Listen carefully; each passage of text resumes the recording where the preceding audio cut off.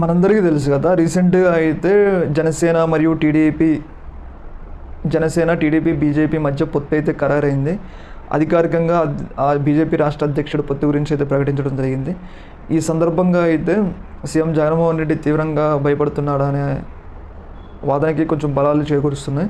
ఎందుకు అంటే 2014లో కూడా టీడీపీ జనసేన కూటమి మరియు బీజేపీతో కలిసి ఆ యొక్క కూటమి అయితే అధికారాన్ని సాధించడం జరిగింది. ఇప్పుడు కూడా అలాంటి పరిస్థితులు మరి రిపీట్ అవుతాయని చెప్పేసి సీఎం జగన్మోహన్ రెడ్డి కొంచెం తన సన్నిహితుల దగ్గర చెప్పినట్టు జరుగుతుంది. అయితే సీఎం జగన్మోహన్ రెడ్డి ధైర్యం ఏంది అంటే 2014 కన్నా ముందు మేము పాలన చేయలేదు కదా, మా పాలనకి జనానికి తెలియదు కదా, రీసెంట్గా మేము దాదాపు 2.5 లక్షల కోట్లు ప్రజలకైతే డైరెక్ట్ డీపీటీ ద్వారా ప్రజలకైతే ఇచ్చినాం. మరియు ఇప్పటికే ప్రజలకు సామాజిక న్యాయం ప్రకారం ఎస్సీ ఎస్టీ బీసీలకి అన్ని రకాల పోస్టుల్లో కానీ, అన్ని రకాల ఎమ్మెల్యే సీట్లలో కానీ, రాజ్యసభ సీట్లో కానీ ప్రజలకి న్యాయం చేస్తున్నాం.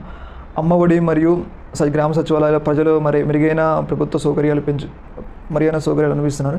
వీటన్నిటి దృష్ట్యా చూసుకుంటే జగన్ ఏమీ భయపడట్లేదని చెప్పేసి, జగన్ చాలా ధైర్యంగా ఉందని చెప్పేసి ఆ యొక్క వైసీపీకి సంబంధించిన నాయకులు భావిస్తున్నారు.